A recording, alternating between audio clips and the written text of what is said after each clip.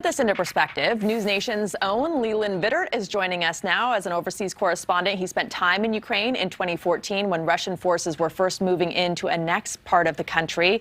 Leland, thanks for waking up to be with us early. And this really plays out like a Russian spy movie because it basically is. The trail of violence and the calculated killings and attempted killings is a very long one, and poisonings seem to be Putin's method of choice. Why is that? Joe laid this out really well. Let's separate two things. One is when you want to go take over a country, as Vladimir Putin wants to do in Ukraine, you have a group of individuals, the leadership of the country, that you need to take out. It's no different than when Saddam Hussein was the ace of spades during the U.S. invasion of Iraq. So there's that part of this story as he goes into Ukraine. The other part that Joe pointed out was across history, Vladimir Putin has this propensity to go after his enemies and kill them. And he does so without really regard for the usual rules of international conduct, which says you don't kill people on foreign soil who have defected over. And we think about the couple of people he poisoned in the UK, and then he also poisoned Navalny, who's one of the main journalists who's gone out and gone after Vladimir Putin. The list goes on. You said poisoning.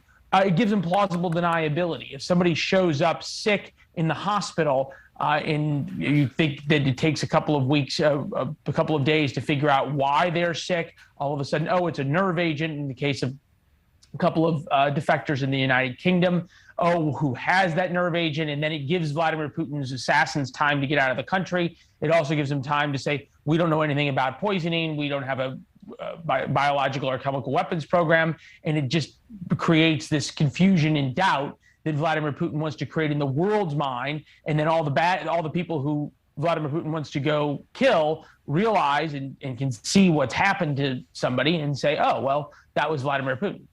Do we know anything about who would assume control if anything were to happen to Putin? It's a great question in terms of what the secession plan is. For obvious reasons, there's not a lot of life expectancy or job security in being an ex-Russian president or former Russian president. It's not like the United States. So Vladimir Putin has done an excellent job of ensuring that there is no obvious successor to him. There's obviously Dmitry Medvedev, who took over as president when Vladimir Putin used to care about term limits, and then Putin came back. There's no reason to think that he would be the one to take over. And you have to sort of play this out. It is in Vladimir Putin's very best interest to ensure that there's no obvious successor, because that obvious successor would be the person who would be most likely and most equipped to carry out a coup. So it's much better to have, as Doris Kearns Goodwin would say about Abraham Lincoln, a team of rivals surrounding you who none of them have an interest in coalescing around someone other than you. All right, really quickly, because we don't have a lot of time, but what about his mental health? There's all this talk about it. He's certainly unpredictable. He's also calculated, though. Has he come unraveled, or is he just cold-blooded?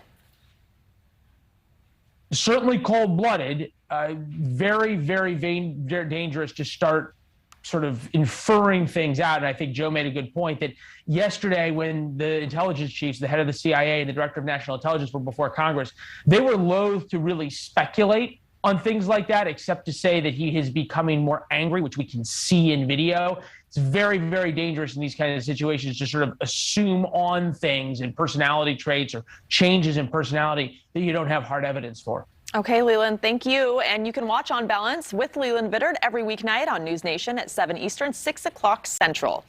Thank you so much for watching. Make sure to click on the red subscribe button below so you can get more of NewsNation's fact-driven, unbiased coverage.